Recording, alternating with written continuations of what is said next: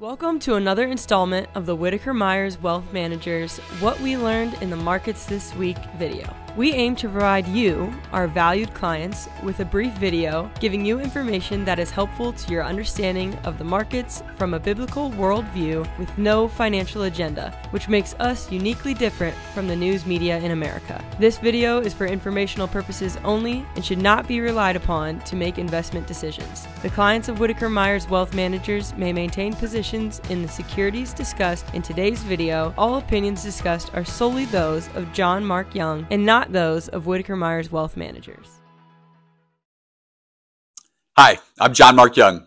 Now, in full disclosure, I'm filming this video series for this week on Saturday, March 16th, 2024, the day after we got the final reading for the market for the week, Friday, and all the other information that we look at. Thus, we can aggregate everything and talk about what we learned in the markets this week. However, prior to filming this today, Saturday, I got done shooting a podcast with a friend out in Nevada. And this person works for a large trust company out there, and he asked me a whole bunch of questions about the markets and the economy and our business. And he ended with a question that I thought I'd talk about today. What's next for Whitaker-Myers Wealth Managers? You guys have a large independent insurance agency that's been around for 150 years. You've grown your financial planning practice to now include an in-house financial coach that helps people with budgeting help or debt pay down and maybe just accountability. You created a tax practice to help facilitate tax advice about 3 years ago. You've brought in people like Summit Puri, who is helpful to our in-house research, including a lot of the research on this video series. So what we learned in the markets, Summit does a great job of aggregating a lot of the data. So what is stewing around in your brain as it pertains to what's next for Whitaker-Myers? Well, I thought that's a great question, and you could certainly listen to that on the podcast when that's released. We'll kick that out to everyone. But I thought I'd talk about that as a sneak peek before we dig into the numbers for what we learned in the markets this week. And while we have done a few things at our firm to improve the service level, one of the things is we brought in a portfolio trader position. And this person, their job is to do all the day-to-day trading. Think of this as I had a deposit in my Roth IRA. Well, how does that actually get invested? Well, based on the advisor's recommendation to you in terms of the portfolio they're investing you in, the client, the trader is the one actually executing the trade. So they're taking a mundane, repeatable task, but an incredibly important task that is important to every level of customer service there. And they're taking it off the financial advisor's plate so that they can provide more and focused attention towards you. Additionally, we're interviewing very slowly, as Dave Ramsey teaches us, to ensure we have the right fit, a director of financial planning. And this person is going to oversee and coordinate many of the financial and retirement plans that our team does for each and every person. And having a highly educated CFP professional in this role will not only improve the speed and clarity with which we provide these plans, but they'll also improve the value that they provide to you. And so those are just things that we thought we'd drop in this video series, including we're thinking about ways to improve the video content we create and in creating more video series. And so I thought I'd share those today before we dive into the markets. So now let's dive into the markets. And each week we start with the Atlanta Fed's GDP Now model, which gives us a real-time gauge into the growth of the economy based on current data as it's released. This week, the Atlanta Fed is telling us that the expected growth of the current quarter is 2.3% after readings from the U.S. Treasury Department, the U.S. Bureau of Labor Statistics, and the U.S. Census Bureau. A busy week of data that all flowed in, and we still have an above 2% target growth for the U.S. economy. So that's good. That's what we want to see. Also, good news on the mortgage front. The 30-year and 15-year mortgage rates take another weekly breather. They've dropped to 6.74 on the 30-year iteration and 6.16 on the 15-year iteration. Additionally, there might be some more savings on the home buying front, and we're going to discuss that in point number 4. Next, each week we look at the initial and continuing claims for unemployment insurance to get a front-end read of the U.S. labor market. The initial claims this week continue to come in at really low numbers, with just 209,000 individuals filing for their initial unemployment insurance. And those that are not able to find employment, thus they're staying on the unemployment ranks, continuing claims, those came in at 1.8 million. So those actually took a drop. And finally, let's look at the markets this week. Each week we look at the S&P 500, which is a gauge for our growth stocks and our growth and income stocks, but only when considered together. That was negative 0.13% for the week. The Russell 2000, which tracks our small and mid-sized companies or aggressive growth in our Dave Ramsey vernacular, that was negative 2.18% this week. And finally, the MSCI EFA, which tracks international stocks in developed markets, excluding the U.S., that was negative 0.44% this week.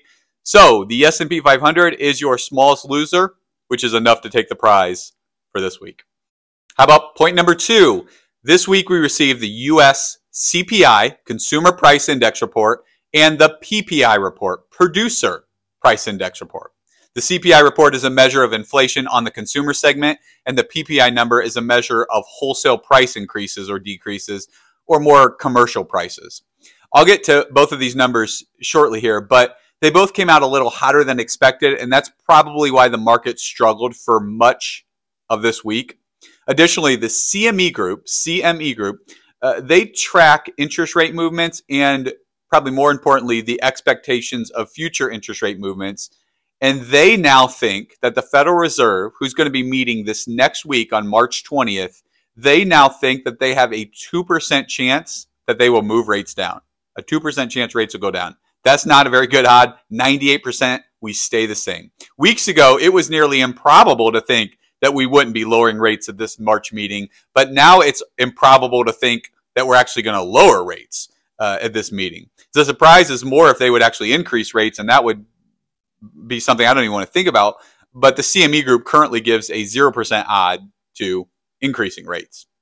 CPI, or consumer inflation, popped back into the bad news category for the Biden camp and his reelection bid. And he's certainly not doing himself any favors as it relates to his administration's policies on oil and natural gas, despite the record worldwide demand for that, thus allowing it to contribute to consumer frustrations around these inflation numbers. And so let's dive into why it was so bad for the Biden administration on the consumer price index side. It rose on a month-over-month basis 0.4%, meaning prices rose 0.4 since January. This is actually the same number we received in January, and it was mainly driven by two of the same factors we saw last month and we talked about: shelter, which is continuing to be an investment theme for us, housing, and motor vehicle insurance. The good news is food costs were flat month over month. So if you look at the numbers year over year on the CPI report, as you can see on your screen, 3.15, or in the news media, they'll round that up to 3.2. The producer price index rose 1.58%, or 1.6 year over year, but economists were actually hoping for 1.1 on the producer price side, so they were upset about the higher than expected increase. On the monthly side of the producer price index, that number jumped to 0.56, and that was about double what economists had expected to see for this month. This deals a blow to the hope that we are going to have the softest landing in the history of the United States. Not going to be as soft as we expected, but we still think that getting back to 2% on the CPI number is going to happen. It's just easier said than done. Our research partners at FS Insights would be quick to point out that certain numbers are only updated year over year in January and February, so you can have some weird seasonal patterns in the first 2 months of the year. So a single data point or a double data point at this point, January, February, is not a trend. A trend is a trend.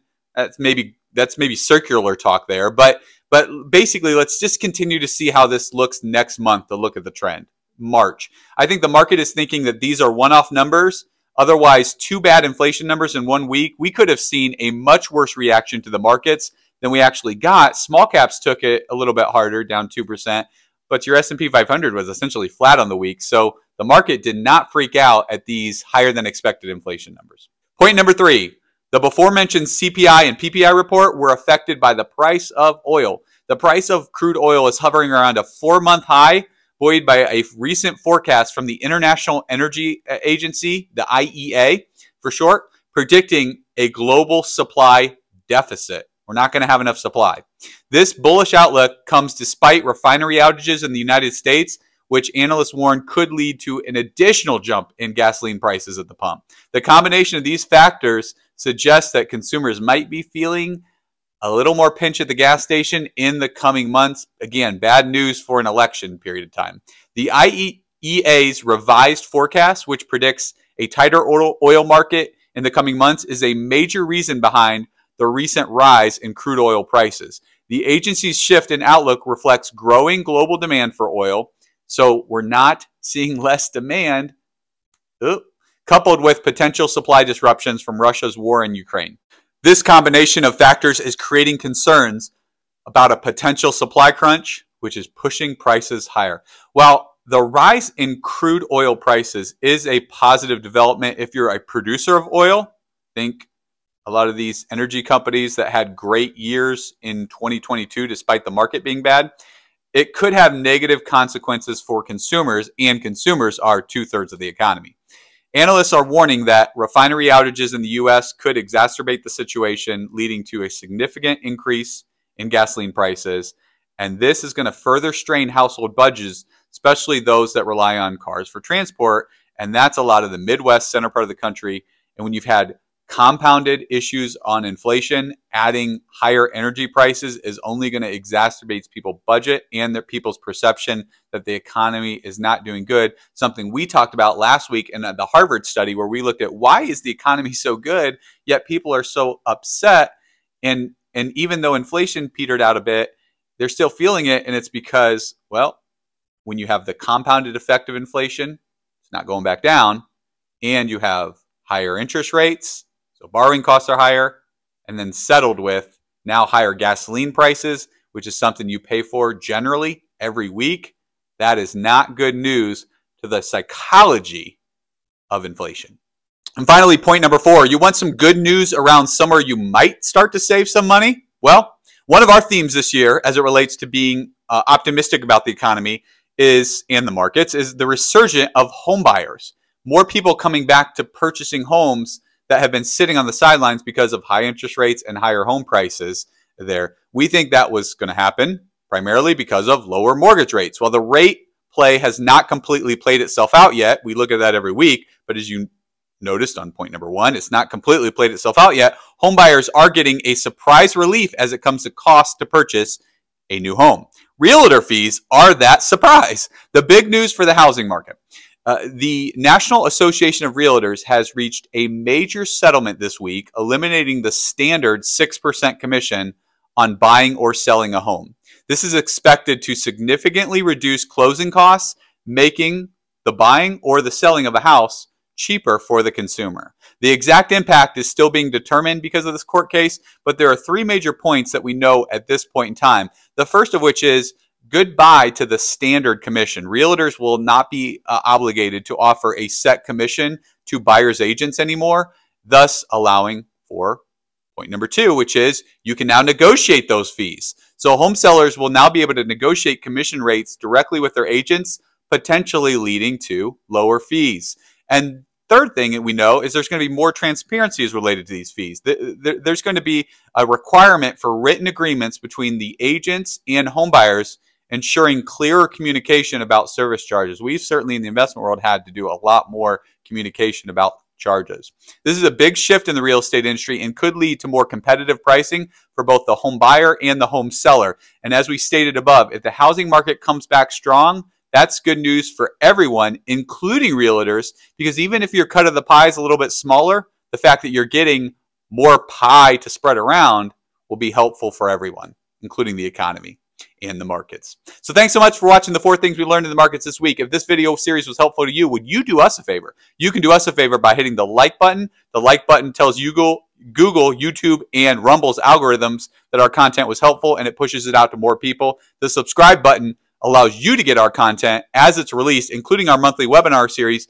And we have a webinar coming up this next week with PIMCO. PIMCO is going to do a global market outlook for us. And so if you want to kind of hear their thoughts on the markets, PIMCO being one of the largest bond managers in the world, you can listen to that webinar either live this week, talk to your financial advisor, or you can catch the recording of it on our YouTube channel. As well as if you'd like to schedule a meeting with any of our coaches or planners, you can go to the comment section where they'd be happy to schedule with you. Thanks so much. We'll look forward to seeing you next week.